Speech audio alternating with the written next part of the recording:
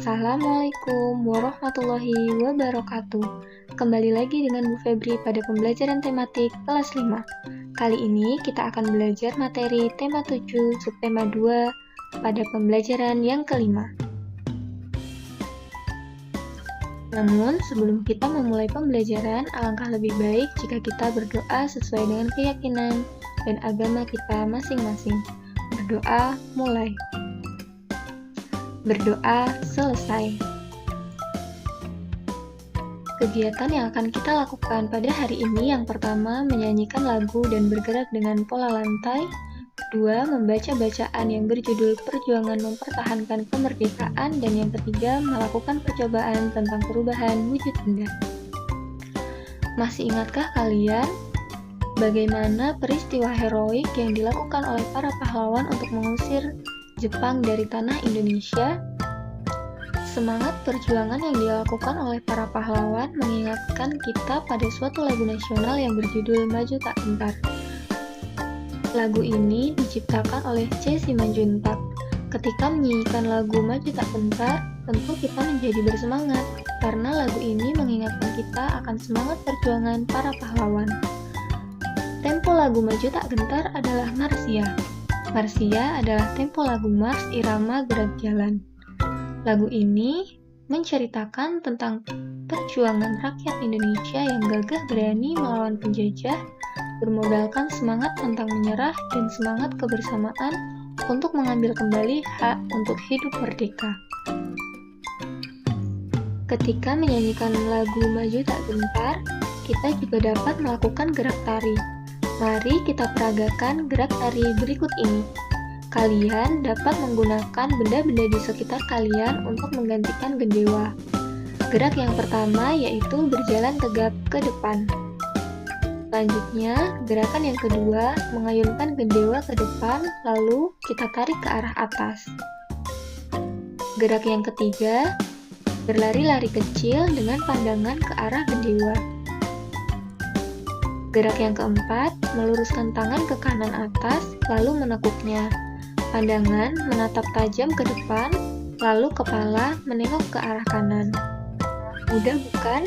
Kalian dapat meminta tolong kepada kedua orang tua atau kakak kalian untuk membantu merekam kegiatan ini. Nah, ketika kalian menari tadi, tentu kalian juga ingat bagaimana semangat perjuangan para pahlawan kita. Namun, tahukah kalian, ternyata perjuangan rakyat Indonesia setelah merdeka masih berlanjut. Perjuangan rakyat dalam mempertahankan kemerdekaan ada dua. Yang pertama yaitu dengan perlawanan fisik dan yang kedua dengan melakukan kegiatan diplomatik. Perlawanan fisik adalah kegiatan dengan kontak senjata, sedangkan kegiatan diplomatik adalah kegiatan yang dilakukan dengan cara perundingan. Untuk memahami hal tersebut, mari kita baca teks yang berjudul Perjuangan Mempertahankan Kemerdekaan. Ketika bangsa Indonesia memproklamasikan kemerdekaannya, banyak pihak asing yang tidak menyetujuinya. Pihak-pihak asing ini antara lain sekutu, terutama Belanda dan Inggris. Demikian pula dengan Jepang. Banyak tentara Jepang yang masih tersisa di Indonesia dan belum mengetahui jika mereka telah kalah dan menyerah kepada sekutu. Mereka juga belum tahu jika bangsa Indonesia telah merdeka. Belanda datang kembali ke Indonesia dengan membonceng Inggris. Inggris merupakan perwakilan sekutu di Asia Tenggara. Tentara Inggris ini diberi nama Afney di bawah pimpinan Jenderal Sir Philip Christison. Inggris bertugas melucuti senjata tentara Jepang yang masih ada di Indonesia serta membebaskan tawanan perang sekutu. Kedatangan Inggris ini ternyata juga diboncengi tentara sipil Belanda yang disebut Nika, yang ditentang oleh rakyat dan pemerintah Indonesia. Mereka tidak menghormati kedaulatan bangsa Indonesia. Perlawanan rakyat terjadi di mana-mana. Perjuangan rakyat dalam rangka mempertahankan kemerdekaan Indonesia dilakukan dengan dua cara, yakni perlawanan fisik dan diplomasi. Perlawanan fisik dilakukan dengan kontak senjata. Adapun perjuangan dengan diplomasi dilakukan melalui meja-meja perundingan. Perlawanan fisik dilakukan di berbagai daerah, antara lain sebagai berikut. 1. Pertempuran 10 November 1945 di Surabaya, yang kemudian setiap tanggal 10 November diperingati sebagai Hari Pahlawan, berawal dari tewasnya Jenderal Malabi, pimpinan Sekutu. Adapun tokoh yang terlibat adalah Bung Tomo, Gubernur Suryo, dan Kolonel Sungkono. 2. Palagan Ambarawa terjadi pada tanggal 15 Desember 1945 di Ambarawa, Jawa Tengah. Kemudian, setiap tanggal 15 Desember diperingati sebagai Hari Infanteri Nasional. Insiden ini bermula dari Sekutu yang mempersenjatai tawanan yang sudah dibebaskan. Sekutu juga membebaskan orang-orang Belanda secara sepihak. Adapun tokoh yang terlibat dalam peristiwa ini adalah Kolonel Isdiman dan Kolonel Sudirman. 3. Bandung Lautan Api terjadi pada tanggal 23 Maret 1946. Insiden ini bermula ketika ultimatum Sekutu meminta senjata yang diperoleh dari tentara Jepang untuk diserahkan kepada Sekutu. Namun, rakyat Bandung menolaknya, bahkan membakar kota Bandung agar tidak dikuasai oleh Sekutu. Tokoh yang terlibat antara lain Motoha, Abdul Haris Nasution, dan Suryadi Suryadharma. 4. Medan Area terjadi pada tanggal 10 Desember 1945 karena orang-orang Belanda menginjak-injak bendera merah putih. Tokoh yang terkenal adalah Ahmad Tahir. Lalu yang kelima ada serangan umum 1 Maret 1945 di Yogyakarta. Peristiwa ini dipicu Belanda yang menduduki kota Yogyakarta dan mempropagandakan bahwa TNI telah hancur. Tokoh yang terlibat antara lain Letkol Soeharto dan Sultan Hamengkubuwono ke-9. Selain itu, ada pula perjuangan secara diplomasi. Yang pertama yaitu Perjanjian Linggarjati yang dilaksanakan pada 10 November 1946. Tokoh dari Perjanjian Linggarjati ini adalah Sultan Syahrir yang mewakili Indonesia, Lord Killorn sebagai mediator dari Inggris, kemudian Wim Sernehen dari Belanda.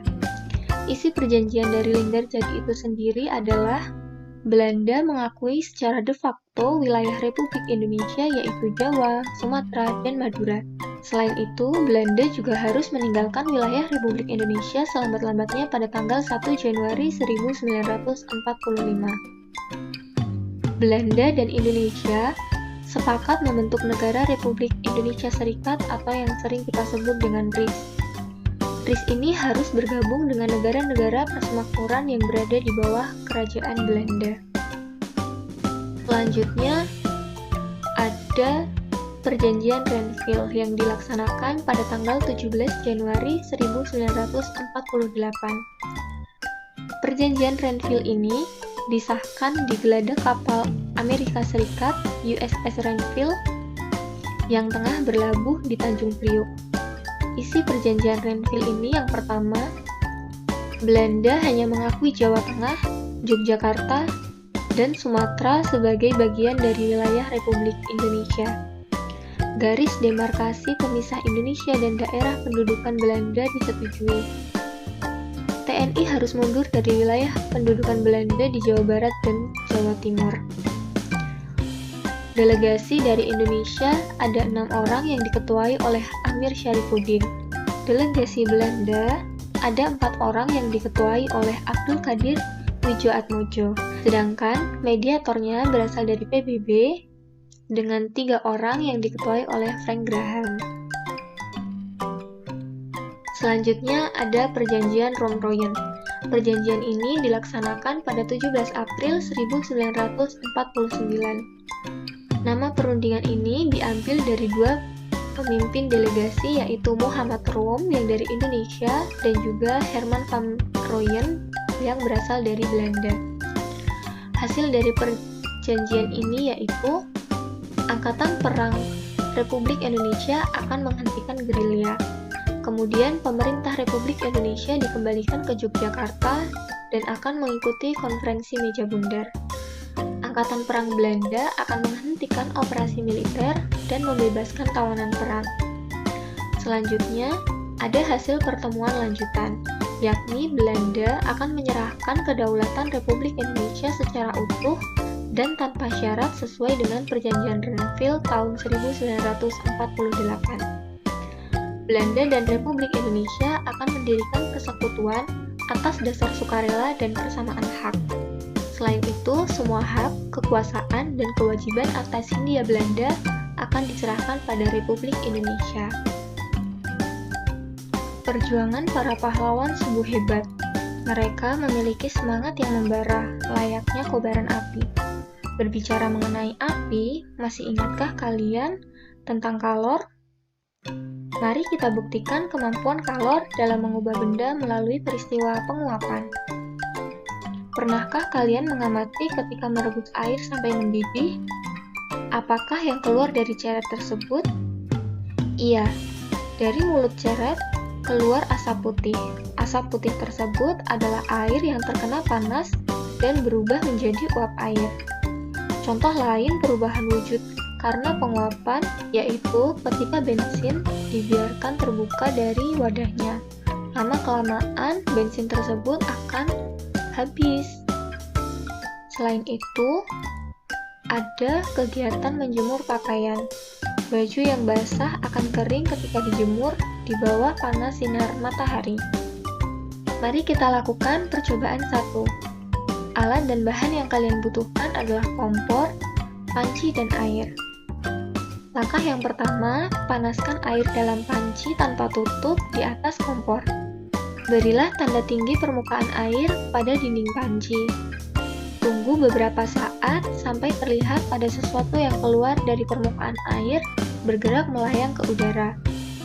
Setelah beberapa saat, tutuplah panci rapat-rapat. Bukalah tutup panci dengan hati-hati. Lihat dan perhatikanlah sesuatu yang terdapat pada tutup panci tersebut. Selanjutnya, panaskan air dalam panci tanpa tutup lagi. Kemudian, bandingkan jumlah air dalam panci dengan jumlah air pada waktu awal sebelum dipanaskan. Lihatlah tanda tinggi permukaan air pada dinding panci. Nah, ketika kamu menuangkan air ke dalam panci, benda berwujud apakah air itu? Ya, betul sekali. Air berbentuk cair. Bagaimanakah suhu air sebelum dipanaskan dengan kompor? Betul sekali, suhu air masih rendah. Lalu, apa yang sedang terjadi pada saat air dalam panci itu diletakkan di atas kompor? Ya, air menjadi bertambah panas karena suhu air meningkat. Setelah beberapa saat, di atas kompor, apakah yang tampak keluar dari permukaan air dalam panci? Berwujud apakah benda itu? Betul sekali, tampak uap air yang berwujud gas. Setelah ditutup dengan tutup kering, kemudian tutup dibuka, apa yang tampak pada permukaan tutup itu? Ya, terdapat tetes-tetes air yang menempel pada tutup panci. Lalu dari manakah air yang ada di tutup panci itu berasal? Benar sekali, air tersebut berasal dari air yang menguap. Nah, setelah air dipanaskan beberapa saat, bertambah atau berkurangkah air dalam panci? Jika berkurang, kemanakah air itu hilang? Air dalam panci berkurang karena menguap. Kesimpulan dari kegiatan yang telah kita lakukan menunjukkan dengan penguapan, air akan berubah wujud menjadi zat gas atau uap air. Selanjutnya, kalian dapat melakukan percobaan 2 yang perlu kalian siapkan. Yang pertama, sapu tangan atau kain, dan yang kedua adalah air di dalam wadah. Untuk langkah-langkahnya, yang pertama, siapkan alat dan bahannya yaitu kain dan air dalam wadah. Lalu celupkan kain atau sapu tangan itu ke dalam air. Lalu jemurlah sapu tangan tersebut di bawah terik matahari. Amatilah keadaan sapu tangan yang telah dijemur. Selanjutnya, tuliskanlah kesimpulan. Kalian dapat menemukan langkah-langkah ini pada buku siswa halaman 138. Demikianlah pembelajaran pada hari ini. Bu Febri ucapkan terima kasih kepada kedua orang tua yang telah mendampingi putra-putrinya dalam belajar. Terima kasih juga kepada anak-anakku yang senantiasa antusias dalam mengikuti pembelajaran. Billahi taufiq wal hidayah. Wassalamualaikum warahmatullahi wabarakatuh. Sampai jumpa.